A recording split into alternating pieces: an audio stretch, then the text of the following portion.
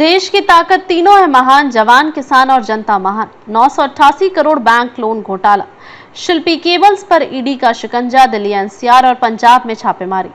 प्रवर्तन निदेशालय ईडी की बड़ी कार्रवाई। प्रवर्तन निदेशालय ने एक बड़े वित्तीय धोखाधड़ी मामले में बुधवार को दिल्ली एनसीआर और पंजाब में 10 से अधिक ठिकानों पर छापेमारी की।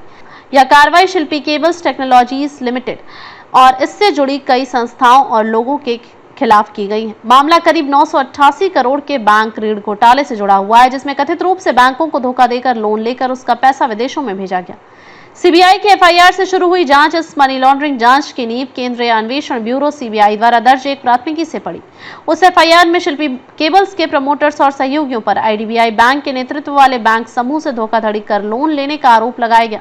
एफआईआर में आरोप है कि इन लोगों ने बैंक से धोखाधड़ी कर लेटर ऑफ क्रेडिट एलसी के माध्यम से लोन लिया और फिर उस लोन को फर्जी व्यापारिक लेन देन दिखाकर बाहर की कंपनियों को भेज दिया। घोटाले की कार्यप्रणाली कैसे हुई इतनी बड़ी धोखाधड़ी? फर्जी दस्तावेजों के आधार पर लेटर ऑफ क्रेडिट एलसी जारी करवाए गए।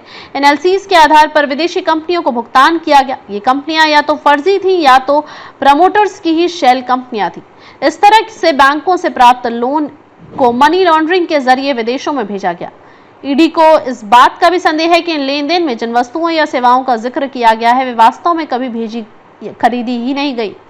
मुख्य आरोपी मनीष गोयल। जांच में सबसे प्रमुख नाम सामने आया है शिल्पी केबल्स के managing director MD Manish Goyal का। सूत्रों के मुताबिक मनीष गोयल की भूमिका घोटाले की प्लानिंग और क्रियान्वयन दोनों में थी। उन्होंने ही फर्जी कंपनियों के जरिए धन विदेशों में ट्रांसफर कराया। उनकी कंपनी के जरिए कई बार एक ही सामान को अलग अलग कंपनियों को दिखाकर डुप्लीकेट इनवॉइस तैयार किए गए। कहां-कहां छापेमारी हुई? ईडी की टीम ने बुधवार को एक साथ 10 लोकेशंस पर छापेमारी की। दिल्ली एनसीआर में 9 ठिकानों पर रेड, पंजाब के जालंधर में 1 ठिकाना। इन छापों के दौरान ईडी ने लैपटॉप, हार्ड डिस्क, वित्तीय दस्तावेज, इनवॉइस, बैंक लेन देन के रिकॉर्ड, मोबाइल डिवाइस और अन्य इलेक्ट्रॉनिक उपकरण जब्त किए हैं। जांच का अगला चरण पूछताछ और गिरफ्तारी की संभावना। सूत्रों के अनुसार अब ईडी जल्द ही मनीष गोयल और अन्य निवेशकों को तलब कर सकती है। कई बैंक अधिकारियों की भूमिका की भी जांच की जा रही है, यह पता लगाने के लिए कि क्या उन्होंने जानबूझकर इन फर्जी दस्तावेजों को नजरअंदाज किया। विदेशी रूट के जरिए भेजे गए पैसों की रिकवरी और ब्लैक मनी का पता लगाने के लिए इंटरनेशनल एजेंसियों की मदद भी ली जा सकती है।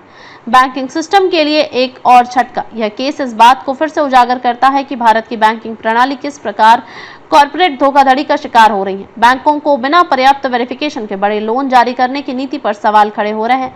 अगर ये आरोप सही साबित होते हैं तो शिल्पी केबल्स का मामला नीरव मोदी और मेहुल चौकसी जैसे हाई प्रोफाइल घोटालों की श्रेणी में आ सकता है। Shilpi cables technologies limited background company का हार्डवेयर, दिल्ली एनसीआर मुख्य उत्पाद इलेक्ट्रिकल केबल्स, वायरिंग सिस्टम और नेटवर्किंग समाधान। कंपनी पहले बीएसई एनएससी में लिस्टेड थी, लेकिन बाद में घोटालों के चलते डिलीस्ट हो गई। बीते कुछ वर्षों में कंपनी पर पहले भी टैक्स चोरी, जीएसटी हेराफेरी और कर्ज न चुकाने के आरोप लगे हैं। निष्कर्ष, क्या ईडी पहुंच पाएगी मनी ट्रेल तक? ईडी की कार्रवाई इस बात का संकेत है कि सरकार अब कॉर्पोरेट लोन डिफॉल्ट को सिर्फ दिवालिया घोषित करके नहीं छोड़ रही, बल्कि जांच एजेंसियां अब सीधे मनी ट्रेल और व्यक्तिगत जिम्मेदारी पर ध्यान दे रही हैं। आगामी दिनों में यह केस और भी आर्थिक एवं राजनीतिक हलकों में हलचल मचा सकता है, खासकर अगर इसमें किसी बड़े रसूखदार व्यक्ति या राजनीतिक कनेक्शन के सुराग मिलते हैं। देखते रहिए स्वदेश स्पीक टीवी। लाइक, शेयर और सब्सक्राइब करना न भूलें देश, लोकतंत्र और भविष्य की सबसे बड़ी खबरों के लिए।